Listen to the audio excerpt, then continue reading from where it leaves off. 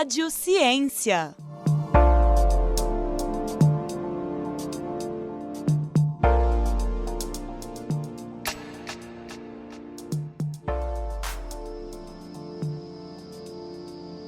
Olá, sejam bem-vindos a mais um episódio do Rádio Ciência.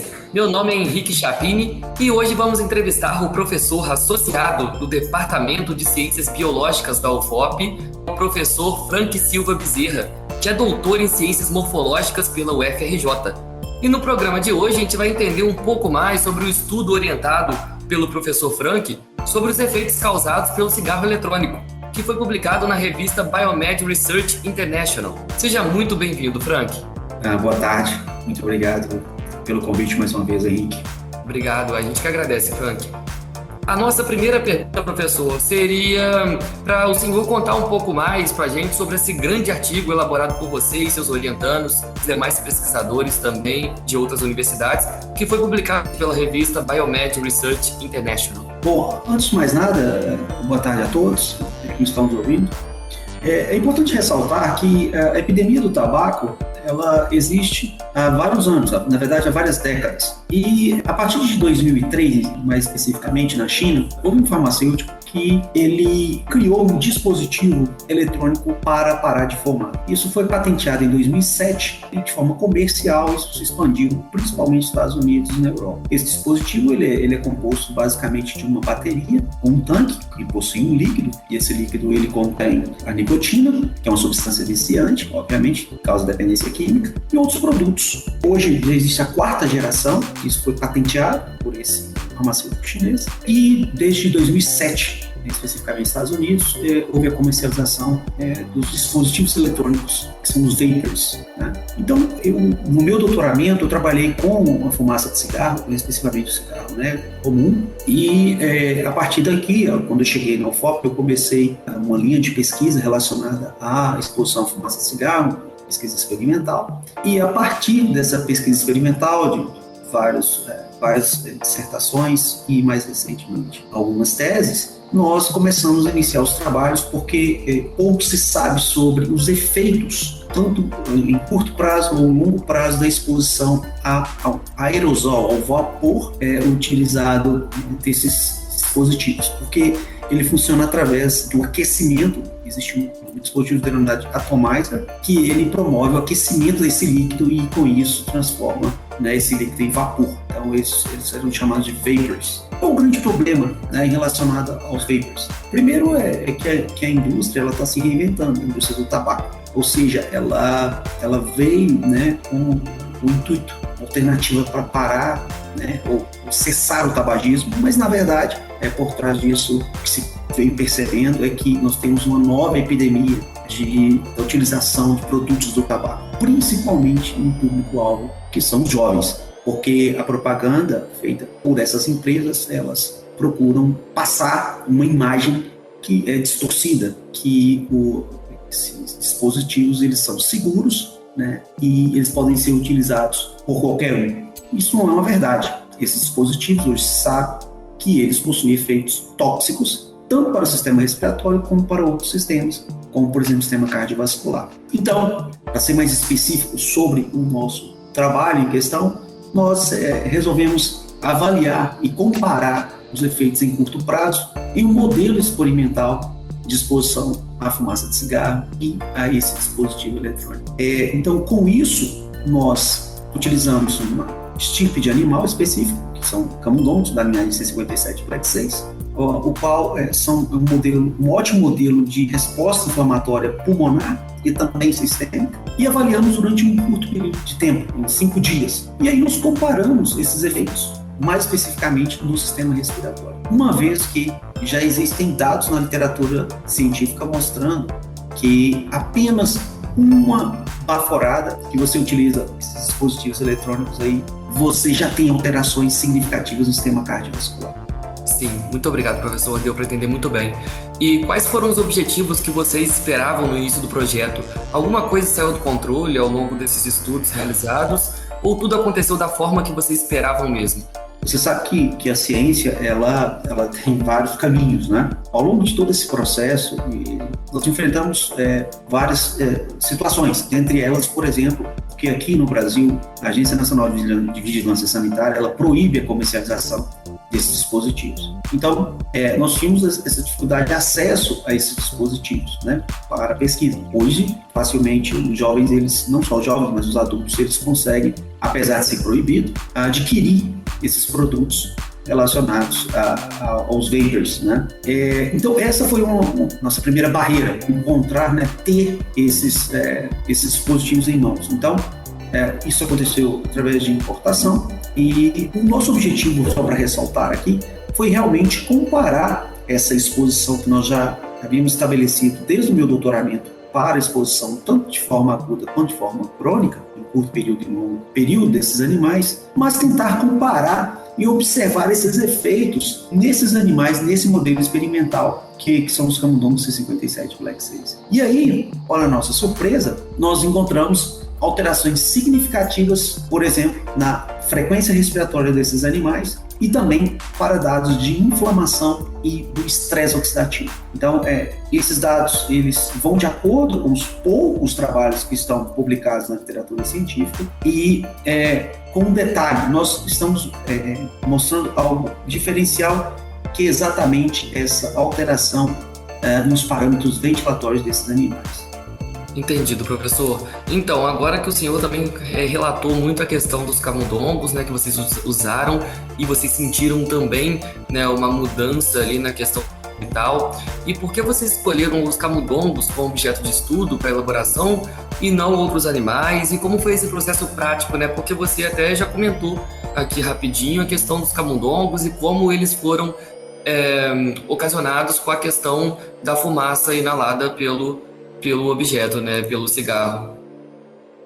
Como eu havia dito anteriormente, Henrique, os camundongos, né, eles são um modelo experimental para pesquisa, um tipo de animal que ele é de fácil reprodução, né, ele tem um tempo de vida curta e ele se adapta melhor ao nosso modelo de exposição à fumaça de cigarro. Se você buscar esses dados na própria literatura científica, você vai perceber que existem vários estudos experimentais, estudos básicos, de pesquisa básica, que utilizam os camundongos, uma vez que existem vários fatores que vão favorecer. Dentre eles, como eu falei, o tempo de vida do animal, o metabolismo do animal e o melhor modelo para a resposta inflamatória, neste caso, relacionado a essa exposição à fumaça de cigarro. E aí, baseado nisso, nós não saberíamos se nós teríamos uma resposta igual ou superior em relação a esses parâmetros que foram avaliados, tanto de inflamação, pensando no sistema respiratório, quanto ao esse processo de estresse oxidativo, que seria um desequilíbrio entre a produção de espécies reativas de oxigênio ou de nitrogênio e a defesa antioxidante, que é feita através de enzimas que nós possuímos nas nossas células do corpo humano, tanto de animais quanto de seres humanos. E por isso nós escolhemos esses animais adultos para a realização desse projeto. Entendido, Frank. E também uma pergunta até especial para mim, também eu acho que para os demais ouvintes e pessoas que estão acompanhando também a nossa entrevista, em relação aos seres humanos agora. Qual a diferença entre esse dano causado pelo cigarro comum para o cigarro eletrônico e qual é mais prejudicial à saúde, já que a gente viu alguns estudos já sendo publicados, que até o cigarro eletrônico ele é mais prejudicial, mas eu queria saber do senhor essa diferença e o que o senhor acha disso tudo. É importante ressaltar mais uma vez que a comercialização desse tipo de dispositivo ele começou a partir de 2007. Então nós temos aí praticamente quase 2 décadas, né, relacionadas a esse tipo, né, de dispositivo, nova forma, né, de produtos do tabaco. Seria necessário mais e mais estudos, principalmente estudos em longo prazo em humanos. Existem alguns estudos em longo prazo, inclusive o nosso grupo de pesquisa acabou de terminar um estudo, uma dissertação de uma aluna aqui do laboratório de pesquisa, em que nós realizamos essa exposição durante 2 meses, 60 dias consecutivos, avaliando não só machos, mas também fêmeas, animais expostos aí, tanto ao cigarro comum quanto ao cigarro eletrônico.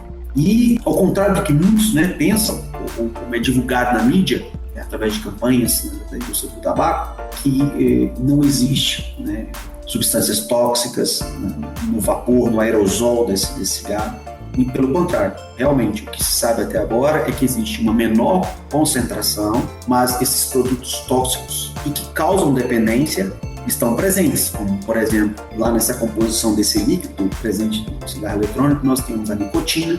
Apesar de alguns cigarros, esses dispositivos não podem estar sem a nicotina, mas existem outras substâncias como o propileno-glicol, a própria glicerina, que através dessa combustão a 350 graus Celsius, que já foi mensurado, vai liberar substâncias que são substâncias tóxicas para o organismo. São substâncias teratogênicas, ou seja, carcinogênicas, podem e vão causar câncer, e no caso do sistema respiratório. Então, nós temos que ter muito cuidado, como eu falei anteriormente, principalmente essa população adulta e jovem, que eles utilizam esses dispositivos e eles adicionam outras substâncias relacionadas, por exemplo, sabores, por exemplo, Então, existe essa possibilidade de você fazer um mix, não apenas essas substâncias presentes nesse líquido.